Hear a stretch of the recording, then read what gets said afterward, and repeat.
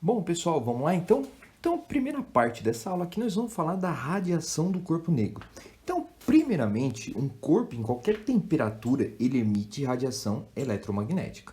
Então, por estarem relacionados com a temperatura que um corpo está, frequentemente elas são chamadas de radiação térmica.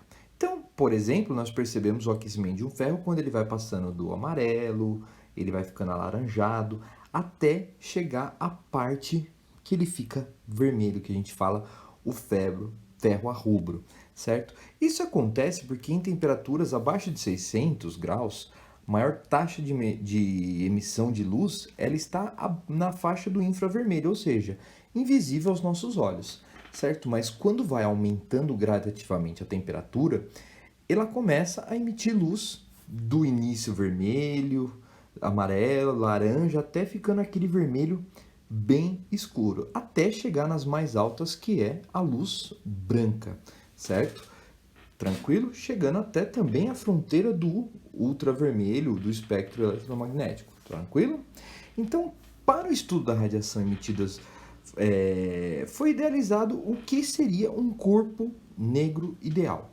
Então, na sequência aqui, eu já vou colocar o que seria esse corpo negro ideal. Esse corpo, ele seria um corpo que absorve toda a radiação que nele incide, certo? E como que ele faz isso? Ele faz absorvendo. Então, eu tenho um modelo desse corpo que ele seria mais ou menos assim. Eu tenho uma caixa, isso é um modelo, viu, pessoal? Dentro dessa caixa, eu tenho, vamos pôr um círculo, e eu tenho apenas uma entradinha para luz aqui, ó. Apenas essa entradinha de luz aqui, que vai permitir a entrada da radiação. O que vai acontecendo? Ela vai bater, ela vai penetrar nesse campo, então ela penetra conforme... Opa, perdão que eu não mudei a cor. Ela penetra e vai sofrendo sucessivas reflexões até o momento que ela acaba por sumir, perfeito? Então ela vai absorvendo, aí o que vai acontecendo? Ela vai batendo N vezes, é óbvio que a sua ela vai diminuindo a intensidade, tudo bem? Porque ela vai sendo absorvida por esse corpo até o momento que acontece o quê? Que ela some dentro desse corpo. Observa aqui comigo agora no simulador que eu vou mostrar para vocês. Então aqui, ó, vocês vão ver um exemplo básico do modelo de um corpo negro absorvendo a radiação. Perceba o que acontece. Quando essa radiação entra no corpo, ela vai sofrendo de várias reflexões nas paredes. E aí o que acontece? Até ela sumir. Tá vendo que vai diminuindo a intensidade até uma hora que some. Ou seja, toda a radiação foi absorvida por esse corpo negro. Então, o modelo mais simples e ideal que é esse que eu acabei de mostrar para vocês, certo? Onde em cada reflexão vai ser parcialmente absorvido pelas paredes internas, até que seja completamente absorvida, certo? A probabilidade de que uma parcela da radiação consiga sair pela abertura é praticamente nula, certo? Por isso que nós chamamos isso de corpo negro ideal. Então, se a cavidade for aquecida por uma fonte de calor no seu interior, vai ter emissão pela abertura, certo? Nesse segundo modelo, o orifício se comportaria como se fosse a abertura de um forno. Mas aqui não vem ao caso. O que interessa agora é falar para vocês o seguinte, que... Opa, deixa eu voltar a caneta, deixar um pouquinho mais grossa aqui também, né? Que o corpo negro, isso eu vou colocar aqui, ó. O corpo negro, ele absorve toda a radiação, perfeito? Que nele incide. Isto é, opa, sua, olha o termo que vai aparecer aqui.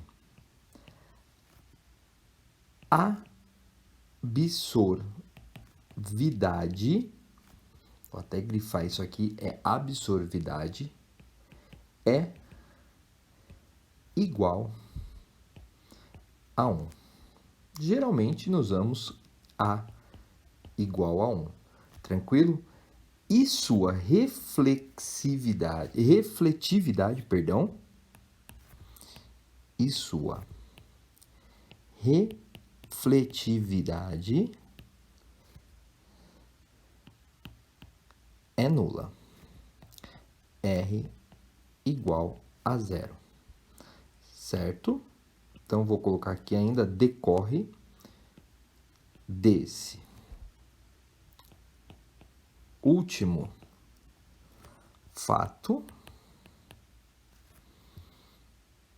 o seu nome, que é corpo negro. Lembra quando nós falávamos na aula de ótica, os princípios da ótica geométrica, da óptica geométrica, quando a gente começa a falar de reflexão, de fala da luz, certo? O corpo negro, ele acaba não tendo cor.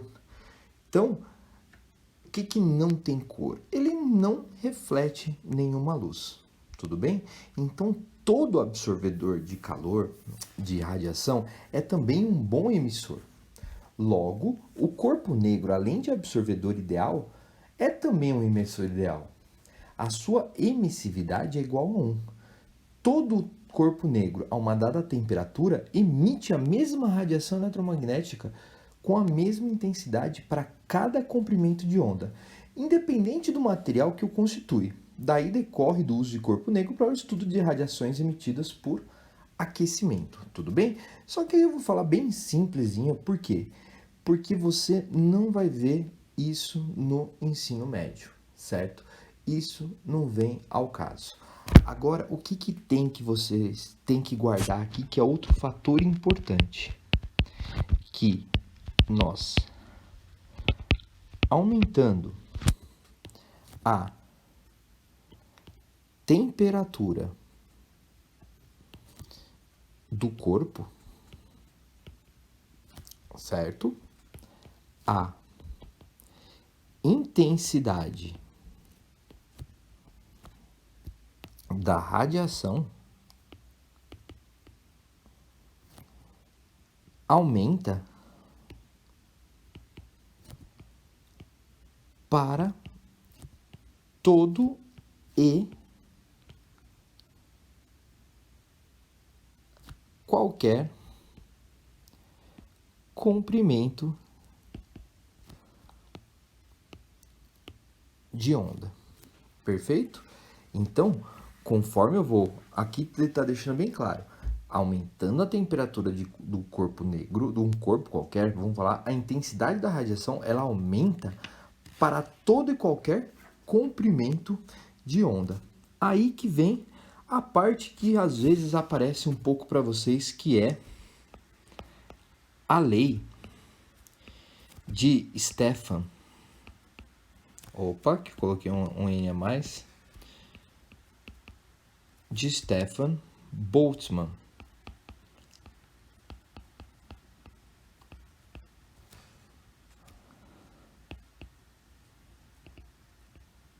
Aplicada ao corpo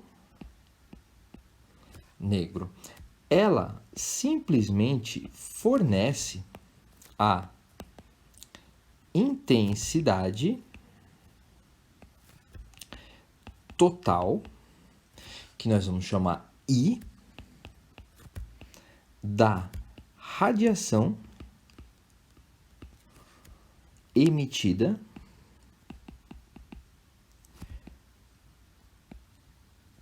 por ele em função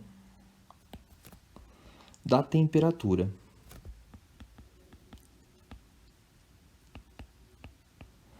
Que é a temperatura T.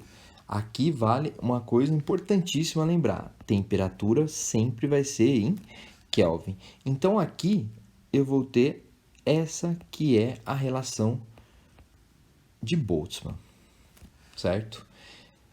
Eu tenho a constante de Stefan Boltzmann, que vale 5,67 vezes 10 a menos 8 watts por metro quadrado, vou pôr assim, metro a menos 2, Kelvin a menos 4. Opa, Kelvin não T. Kelvin a menos 4. Perfeito? Essa é a constante de Stefan Boltzmann.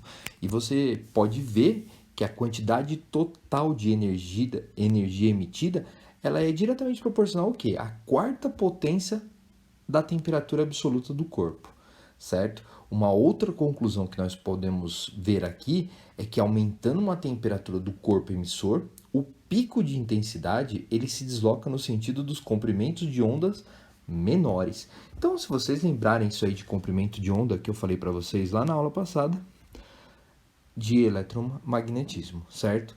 Isso vai ter a lei do deslocamento de Wien. Só que nós não vamos ver isso aqui porque está um pouquinho mais para frente, tudo bem? Logo na sequência, nós vamos começar a falar um pouco do Max Planck, tudo bem? Então, lá em 1900, o Planck ele apresentou à sociedade alemã um estudo teórico a respeito da emissão de radiação de um corpo negro, na qual ele deduz uma equação cuja curva se ajusta aos resultados experimentais, certo? Entretanto, o que ele fez para deduzir uma equação desse tipo? Ele teve que considerar a existência de cargas elétricas oscilantes na superfície do corpo negro que emitia energia radiante, não de modo contínuo, como sugere a teoria clássica, mas sim em porções descontínuas, ou seja, partículas que transportavam cada qual uma quantidade bem definida de energia. Então, isso que nós vamos ver agora, que é a teoria quântica de Planck, também é conhecida como teoria dos quanta. Tranquilo? Então, vamos lá para essa tal de teoria dos quanta, que nada mais é a teoria do Max Planck. Então, lá no século XIX, tivemos inúmeras tentativas para encontrar a lei que relacionasse a temperatura e o comprimento de onda com a quantidade de energia irradiada pelos corpos aquecidos, certo? Mas todas essas tentativas elas acabavam falhando, menos a do físico Max Planck. Tudo bem? Opa, faltou um C aqui. Max Planck. Só por questão de curiosidade, ele viveu entre 1858 e 1947, certo? Ele foi alemão, né?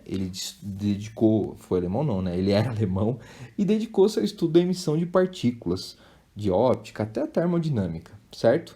E formulou essa teoria que acaba revolucionando a física, a teoria quântica da radiação, ou dos quantas. Então, o que ele fez nessa teoria dos quantas? Ele apresentou um estudo teórico a respeito da emissão da radiação de um corpo negro. Então, ele deduziu a equação que estava de acordo com os resultados experimentais. Isso eu gosto de relembrar vocês, de ressaltar.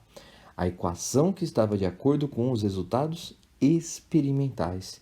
Então, para conseguir essa equação, que eu vou comentar um pouquinho mais nas próximas aulas, ele teve que considerar a existência na superfície do corpo negro de cargas elétricas oscilantes que emitiam energia radiante, não de modo contínuo, como sugere a teoria clássica, mas sim em porções descontínuas, pacotinhos que iam. Então, que transportavam cada qual uma quantidade de energia bem definida. E esses pacotes foram denominados os fótons, certo? Até eu posso colocar aqui que fótons são pacotes de energia. Tudo bem? E essa energia que cada fóton tem, a energia de cada fóton é denominado de quantum, certo? No plural a gente fala quanta de energia. O quantum E de energia radiante, ele tem uma relação direta com a frequência H vezes F, onde F é a frequência E o H, este cara que é o cara importante, que é a constante de Planck. Tudo bem? Tranquilo? E essa virou uma constante fundamental na física moderna. Esse H, você não precisa decorar, ele vale 6,63 vezes 10 a menos, peraí, 34 joules vezes segundos. É uma constante de proporcionalidade, certo? Então, por exemplo, para a luz visível, que a frequência é igual a 5 vezes 10 a 14, a energia de um fóton seria o quê? Então, a energia para a luz. Espera aí que a caneta parou aqui. Opa, visível, que eu tenho aproximadamente F igual a 5 vezes 10 a 14 Hz, essa energia seria quanto? 6,63 vezes 10 a menos 34 Hz, que é a frequência, joules vezes segundos, vezes 5 vezes 10 a 14 Hz, que é a frequência, que é 1 sobre segundo. Se Hz é 1 sobre segundo, eu posso colocar aqui, 1 sobre segundo, para mostrar para vocês que vai cortar, e eu vou achar aqui, nesse caso, a energia que a luz visível possui, que seria quanto? 6,63 vezes 5 daria 33,15 vezes 10.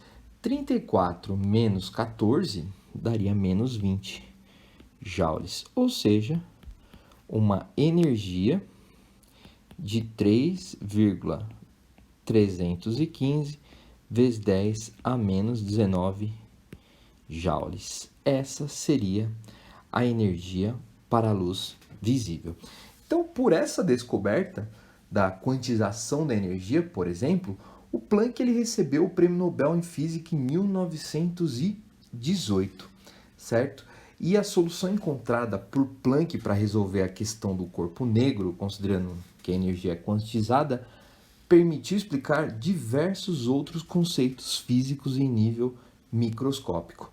Por isso, em 1900, é considerado esse um marco divisório da física clássica e da física quântica, certo? Uma nova teoria surge aí para essa questão dos efeitos quânticos aí, tudo bem? Tranquilo? Ou os fenômenos microscópicos também. Então, mais uma outra parte que nós vamos falar aqui, que eu já vou mostrar também um simuladorzinho para vocês, é o chamado efeito... Opa, deixa eu fazer um pouquinho maior aqui.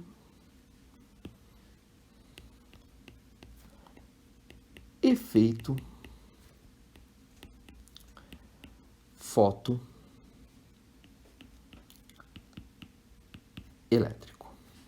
Perfeito?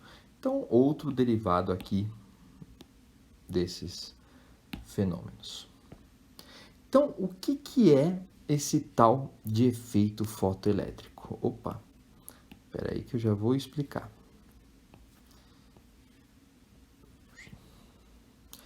Então, vamos lá. O que seria esse tal efeito fotoelétrico? Então, quando você tem uma superfície qualquer aqui, pode ser um metal, lógico que na verdade a superfície de um metal, os elétrons eles podem ser arrancados dessa superfície, certo? Esse fenômeno descoberto por Hertz lá em 1887 é denominado o efeito fotoelétrico. Então, os elétrons arrancados desse metal são chamados de fotoelétrons. Então, o que acontece? Particularmente, você tem uma radiação incidente que ela acaba chegando nesse metal E aí ela faz o quê? Ela acaba arrancando elétrons ou fotoelétrons desse material. Esse aqui é o esqueminha básico do efeito fotoelétrico. Tudo bem? Tranquilo? Então, particularmente quando uma radiação incide sobre a superfície, ela pode arrancar elétrons dessa superfície. Tranquilo? Muito bem. O efeito fotoelétrico, uma coisa um pouco da história aí, né? Ele não estava completamente explicado na física clássica, até que o Einstein, lá em 1905, ele desenvolveu uma teoria levando em consideração a quantização de energia, certo? Ele propôs que no efeito fotoelétrico, um fóton de radiação incidente, ao atingir um metal, ele é completamente absorvido por um único elétron, cedendo-lhe uma energia o quê? H vezes F. Essa interação ela acaba ocorrendo instantaneamente de modo semelhante à colisão de duas partículas. Então você bate e o outro sai. Então essa teoria de Einstein propõe, portanto, que a luz ou outra forma de energia radiante é composta de pacotes, os fótons, em que cada elétron absorve um fóton e cada fóton só extrai um elétron do metal. É uma relação de 1 para 1. Portanto, não existe frações de fóton. O fóton ele é um pacotinho fechado nisso daí, certo? Essas afirmações acabam tendo concordância com a hipótese de Planck.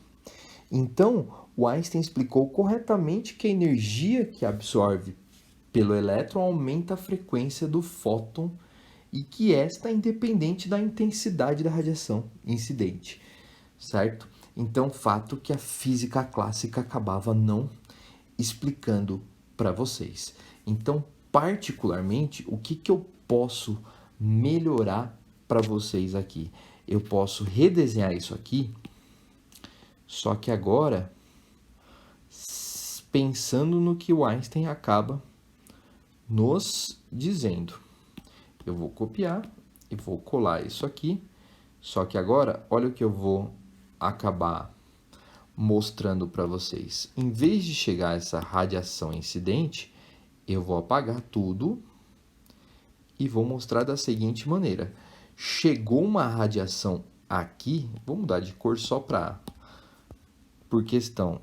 Essa radiação que acaba chegando aqui, pessoal, ela é uma H vezes F, é uma energia, certo? São fótons de radiação incidente. E aí o que acontece?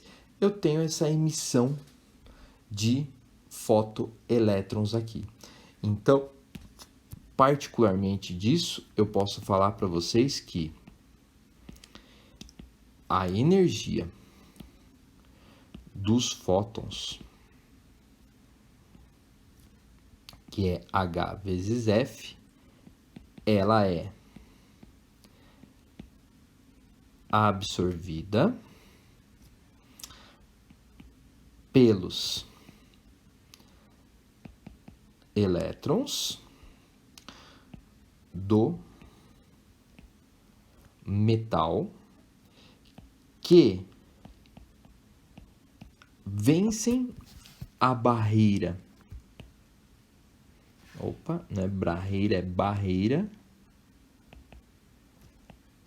de energia, que a gente tem esse símbolo do fluxo aqui, do material. Então, quando elas acabam vencendo essa barreira do material, elas adquirem, olha o que eu vou escrever, elas adquirem energia cinética, ou seja, na emissão, lógico, vou colocar aqui na emissão. Então, particularmente, o que vai ter? O elétron recebe esse fóton e quando ele recebe esse fóton, esse pacotinho de energia, ele acaba rompendo essa barreira e acaba fazendo com que os fotoelétrons saiam desse metal. Aí eu vou te falar uma situação análoga a isso. Pensa você chutando uma bola numa rampa. E nessa rampa tem uma plataforma. Se você chuta fraquinho, essa bola chega até o começo e volta. Para você fazer com que essa bola continue suba a plataforma. Vamos pensar assim, a plataforma está aqui, ó. Deixa eu fazer um exemplo análogo para vocês. Tá aqui, ó. Você chutou a bola fraquinha, ela veio até aqui e não voltou. Para você pedir para ela chegar aqui, é lógico que você tem que chutar com uma força aqui. Então, essa é a energia que chega para ela ganhar o quê? Uma velocidade aqui. Particularmente, é isso que está acontecendo, certo?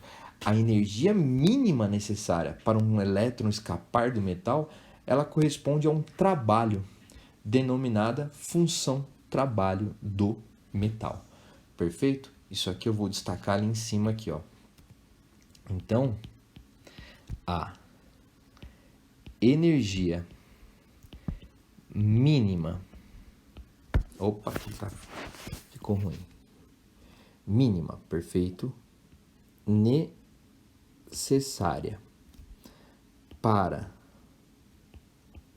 um elétron escapar do metal, ela corresponde a um trabalho, que eu vou usar essa diferença, denominado função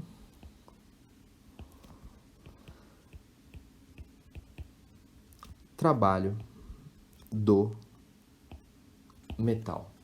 Ok? Tranquilo? Então, é essa função metal do trabalho que vocês vão encontrar ali na página 60, certo? Que o valor mínimo de energia necessária para arrancar o elétron é denominado função de trabalho. Então, essa energia C max, que é a energia cinética máxima dos elétrons emitidos, ela é igual, primeiro, ao HF, que é a energia que ele recebeu, menos essa função trabalho. Pensa na rampinha aqui, para você romper essa barreirinha aqui. Tranquilo? Então, vamos lá observar. Observar não, vamos fazer os exercícios da aula aqui então. Então, primeiro exercício aqui da Federal do Paraná. Entre os vários trabalhos científicos desenvolvidos por Albert Einstein, destaca-se o efeito fotoelétrico que lhe rendeu o Prêmio Nobel de Física em 1921. Sobre esse efeito, amplamente utilizado em nossos dias, é correto afirmar que: item A. Trata-se da possibilidade de a luz incidir em um material e torná-lo condutor, desde que a intensidade da energia da radiação luminosa seja superior a um valor limite. B. É o princípio de funcionamento das lâmpadas incandescentes, das quais, por ação da corrente elétrica que percorre seu filamento, é produzido luz? Não, não tem nada a ver, né? Se pensar na lâmpada, passa energia elétrica, eu tenho um efeito Joule na lâmpada. Ocorre quando a luz atinge um metal e a carga do fóton é absorvida pelo metal produzindo corrente elétrica? Não, ela emite partículas, está quase certa a ser. É o efeito que explica o fenômeno da faísca observado quando existe uma diferença de potencial suficiente entre dois fios? Não. Corresponde à ocorrência da emissão de elétrons quando a frequência da radiação luminosa incidente for maior que um determinado valor, o qual depende do tipo de metal que a luz incidiu. Sim, alternativa E. Então, é aquilo que eu falo para vocês. Isso aí vai até mostrar um pouquinho no próximo item. O metal está aqui. Não é que a luz bateu e vai emitir. Então, tem que chegar a uma frequência. Corresponde à emissão de elétrons quando a frequência da radiação incidente, então, vai chegar a radiação incidente, que é o HF, for maior que um determinado valor, o qual depende do tipo de metal que a luz incidiu. Sim, porque a energia, para ele emitir esse fóton-elétron aqui, o que tem que acontecer? A energia cinética desse fotoelétron é o HF menos essa função trabalho que nós temos aqui. Perfeito, tranquilo aqui, fácil, muito bem. Deixa eu ver se eu estou esquecendo de alguma coisa de falar aqui nessa parte. Sempre acho que eu estou esquecendo alguma coisa. Não. Então, vamos lá no próximo. Exercício 2. Então ele fala o seguinte: na estratosfera há um ciclo constante de criação e destruição do ozônio. A equação que representa a destruição do ozônio pela ação da luz ultravioleta é O3 é O2 mais O3 é igual a O2 mais O. O gráfico representa a energia potencial de ligação entre um dos átomos de oxigênio que constitui a molécula de O3 e outros dois como função da distância de separação R. Aí tem esse gráfico da energia por R, né? Pela distância de separação. E aí ele fala assim, a frequência dos fótons de luz ultravioleta, que corresponde à energia de quebra de uma ligação da molécula de ozônio para formar uma molécula de O2 e o átomo de oxigênio, é aproximadamente. Olha que legal que ele dá aqui embaixo. Ele acabou de falar que a energia é igual a constante de Planck vezes a frequência. Ele te deu a constante de Planck, que vale quanto? 6,6. Opa, só que ele dá 6 aí, desculpa. Então, ele deu 6 vezes 10 a menos 34 joules vezes segundos. Tudo bem?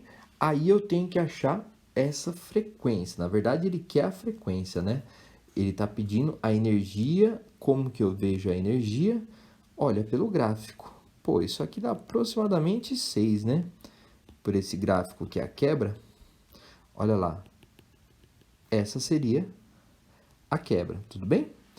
Então, eu teria menos 6 vezes 10 a menos 19.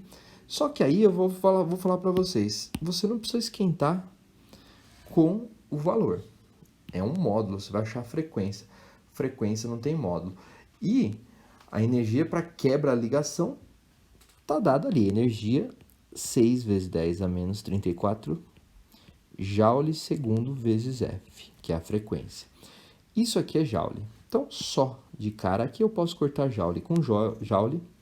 6 vezes 10 a menos 19, dividido por 6 vezes 10 a menos 34 segundos é igual a frequência.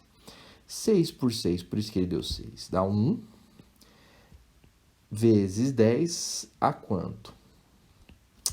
A 15 Hz seria a frequência. Então, praticamente, pessoal, aplicação de fórmula aqui. Tudo bem? Tranquilo para todos? Muito bem. Vamos para o último exercício, que é da Federal de Minas Gerais. O efeito fotoelétrico foi descoberto por Heinrich Rudolf Hertz dos anos de 1886 e 1887. Hertz percebeu que uma descarga elétrica entre dois eletrodos dentro de uma ampola de vidro era facilitada pela incidência de radiação luminosa no eletrodo negativo, provocando a emissão de elétrons de sua superfície. A explicação satisfatória para esse efeito foi dada em 1905 por Einstein e, em 1921, deu ao cientista o Prêmio Nobel de Física. Analisando o efeito fotoelétrico quantitativamente, Einstein propôs que a energia do fóton incidente é igual à energia necessária para remover um elétron mais a energia cinética do elétron emitido. Com base nessa informação, calcule os itens abaixo. A. Considerando que a energia de um fóton incidente é definida por E igual a H vezes F, onde H é a constante de Planck, é o comprimento de onda do fóton, é 3,96 nanômetros, obtenha a energia do fóton. Aqui ele deu uma complicadinha. Por quê?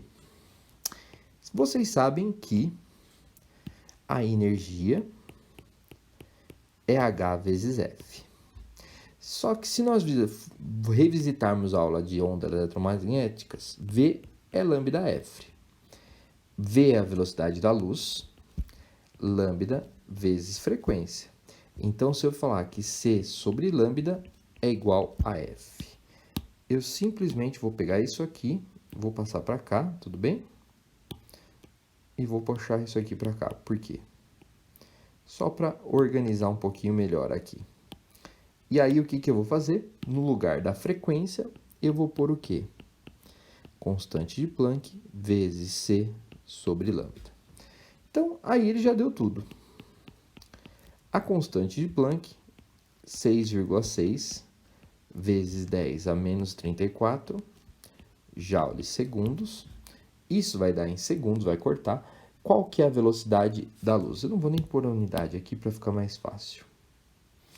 Qual que é a velocidade da luz? 3 vezes 10 oitava metros por segundo, dividido por esse valor, que é 396 milimicro nano, 10 a menos 9 de metro. Perfeito? Então, se você fizer essa conta aqui, eu vou ter que, primeiramente, 6,6 vezes 3 dá 19,8 vezes 10, 34 menos 8 menos 26. Perdão. Dividido por, eu vou pôr 3,96 vezes 10 a menos 7. Isso daqui vai dar 19,8 dividido por 3,96 dá 5 vezes 10 a menos 19 joules. Essa seria a minha energia.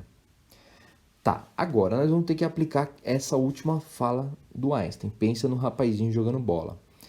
Analisando o efeito fotoelétrico quantitativamente, Einstein propôs que a energia do fóton incidente é igual à energia necessária para remover o elétron mais a energia cinética do elétron. Olha o que ele falou. Que a energia incidente do fóton é igual à energia cinética mais o quanto eu preciso para remover. Perfeito? Essa é a função do trabalho. Esse HF a gente já achou, que é 5 vezes 10 a menos 19 joules. Energia cinética seria quanto? mv quadrado sobre 2. Perfeito? Mais a função trabalho.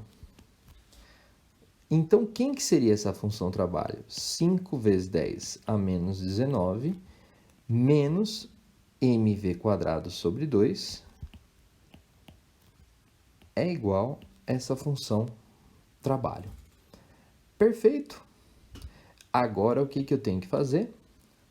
5 vezes 10 a menos 19 menos. Sabendo que a massa do elétron é aproximadamente 9,1 vezes 10 a menos 31. Que a velocidade dos elétrons emitidos com 3,96 é 9 vezes 10 a quinta de quilômetro. 9 vezes 10 a terceira de quilômetro. 900 quilômetros. É 900 vezes 10 a terceira de metro, que dá 9 vezes 10 a quinta de metro por segundo. Então, 9 vezes 10 a quinta ao quadrado dividido por 2. Essa é a função trabalho. Galerinha, aqui vem a parte chata. Vamos fazer conta. 9 vezes 9 dá 81. 81 vezes 9 dá 729. Dividido por 2 dá 364, é isso? 364. Deixa eu ver se eu não fiz nenhuma bobeira. É 9,1 aqui. Então, peraí. 9,1, então vai dar 9,1 vezes 9 vezes 9 dividido por 2 vai dar 368. Vezes 10 menos 31 com 10 a décima é igual a função trabalho. Vou puxar aqui para o lado. Então, vai dar 5 vezes 10 a menos 19, menos... Isso aqui vai dar quanto? Só aqui vai dar 3 vezes 10 a menos 21. Se eu andar duas casas, vai dar 3,68 vezes 10 a menos 19. Essa seria a função trabalho. Então, isso daria 5 menos 3,68 vai dar 1,32 vezes 10 a menos 19 joules. Bem, pouquinho trabalhoso, mas é isso, certo? Então, na sequência, vocês têm aí os exercícios para fazer. Semana que vem eu volto nesse assunto para deixar um pouco mais claro.